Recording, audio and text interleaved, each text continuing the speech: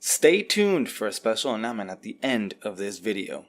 At this point, if one were to look at the recent boom of success that is Apex Legends, that Battle Royale market seems to be in a good place and things should start becoming steady again, right? Like, there shouldn't be any other games coming out in this space that could really compete. Like, what else could be done? Well, you see, the great thing about gaming is there's infinite possibility of ideas to choose from and experiment with. Spellbreak is hoping to change the game once again, but will they be able to do it? In today's Getting Perspective, let us break down the new changes offered by this work in progress Battle Royale entry. So without further ado, let's get to it.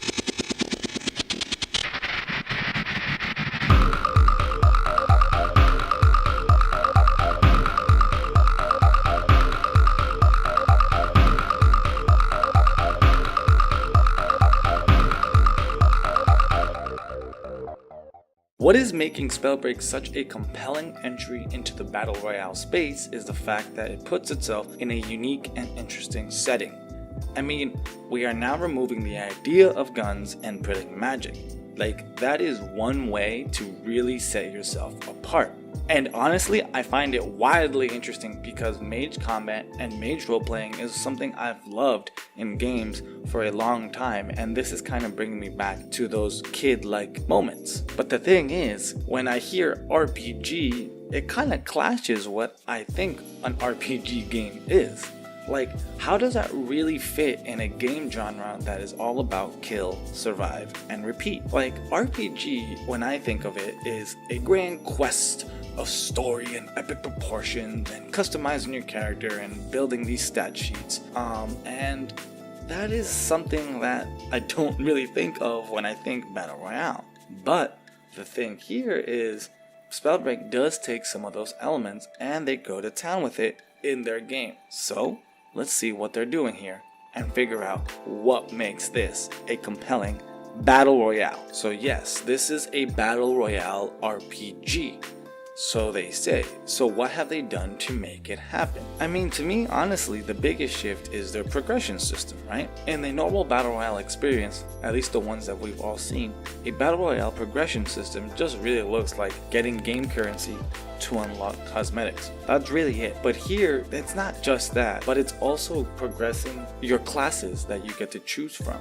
Now, I'm going to say right off the bat that I only have a few hours in and I haven't gotten a chance to level up any one of the classes to understand the depth of the leveling system, but just the fact that this system even exists already sets it apart. You are allowed to play with 11 classes that each offer a variety of different skills, but also offer the player a variety of different play styles. I mean, at first glance, I really thought, okay, class, I get these skills that I can use. But it's not necessarily how that works, because when you pick a class, you only get one active skill at the start, and as you progress through the match, then you unlock the other abilities that class has. So that kind of shows you where this whole RPG leveling system comes in. Each match is its own circle of let me level up, let me grind my skill sets, and so on. Now, with the 11 classes at each match, you can choose up to 2 to work with and level up. So with 11 classes and a variety of different attributes for those classes, you really do get a nice, varied play set combination that gives players choice in how they want to choose to enter the game. And I imagine here with leveling up the class as you use them is where the fun and the investment is going to get into this game. Like, that is just what is hooking you right now. So I'm imagining that is what's going to be crafted to really make this apart from any other Battle Royale game. Now, as I talked in my game review for Apex Legends, what that game does right is tackle some of the frustrations of the core aspect of the game loop for Battle Royale, and that is the looting. Spellbreak, however, kind of stumbles in this regard. I mean, on one hand, I can commend it for having a variety of different loot. I mean, with the premise of mages instead of gunplay, you really do have the freedom to really introduce different kinds of loot sets and gear that are very different than just picking up some kind of guns and attachments. The main weapons here come in the form of gauntlets, which can be used to cast different types of spells: fire, frost, lightning, wind, stone, or poison. And depending on the spell type, you also get a different kind of ultimate spell for each gauntlet that fits a kind of specific battle role. For example, if you use the frost gauntlets, that special creates a circle around you that freezes enemies, so kind of like a close combat hero controller type person. And I mean, just with the gauntlets and the main weapon diversity, it really creates this nice fun combat system and combat loop that is fun to engage with and is different from anything I've seen in the Battle Royale space. But on the other hand, the loot system is a bit cumbersome and it's difficult to grasp during the gameplay loop itself. Remember, I said I found it nice that the loot set was small, but just because it's small, it doesn't mean it's not difficult to understand what is going on with it. Because now, with the loot system, you're not really just equipping stuff to make your gun better. These are now stat boosts to your character or to your class and to your abilities that you really have to read and look into. So there are 3 essential kinds of equipment you can pick up: an amulet, which can buff spell casting; belts, which usually can give you elemental or character buffs; and then boots, which can give you movement or character buffs as well. Though not big in quantity in each type of equipment, there is a lot of reading to be done to understand what you want to buff your character. And that is a lot to do, especially if you're trying to rush into a fight. And the last big piece of equipment are these runes that give you an additional spell that can range from invisibility to flight. From what I've seen, they're movement spells that allow you to traverse around the map in a different way. Okay, so that being said, that's kind of the breakdown of the big changes of the game. What do I think? Spellbreak definitely has some work to do, and it needs to kind of flesh out these ideas that they introduce to really make it a compelling game. But in my honest opinion, I think it's going to be a promising entry. I hope they can keep up with the market and get this product out soon. I know the loot system is kind of weak in the regards that it's kind of cumbersome to understand how to really buff your character in the moment, but that really only comes from my personal attitude of just jumping right in and playing the game. In this game, much more than the other battle royales, I think it is important to really go into the training mode and just read up on all the gear that there is to offer, since training mode just puts them all out there for you to use, test, and read. That is the best noob advice I can give.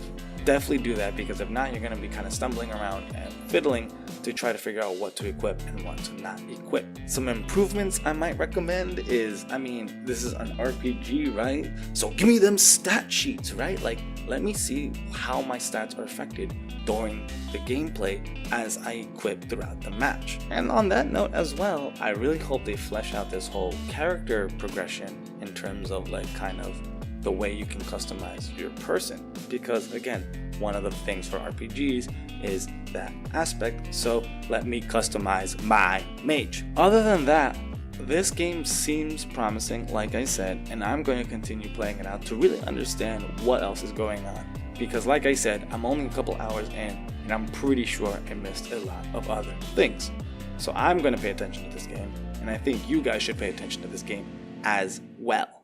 Now, because of the nature of this game, I will be committing to putting out more specific Spellbreak content in the form of raw gameplay videos that kind of discuss mechanics or class combinations that I will be playing with or introducing and kind of learning.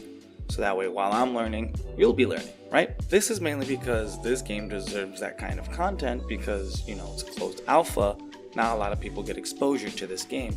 So I'm going to do my part to bring that exposure to you. Now, that being said, I was lucky enough to get an additional alpha code that I would love to give to you. So I'm planning a giveaway for that code in the upcoming days. To participate in the giveaway, all you have to do is follow me on Twitter, follow me on Twitch, and subscribe to my channel. The actual finalized giveaway information will be fleshed out and be given to you in an upcoming Spellbreak video later this week. So please come back and check that out to get the last details for participation. Okay, now that the announcement is over, thank you so much for tuning in on this installment of Getting Perspective. These were just my thoughts on the game, but what do you think? Do you think there's enough here to make Spellbreak exciting for you? Leave a comment down below and let's talk about it. Smash that like button so I know you enjoyed it, and also share with your friends so they can find out if this game is for them. This is Perspective Gaming. I'm your host, Flame078, logging off for now, and until next time, adios.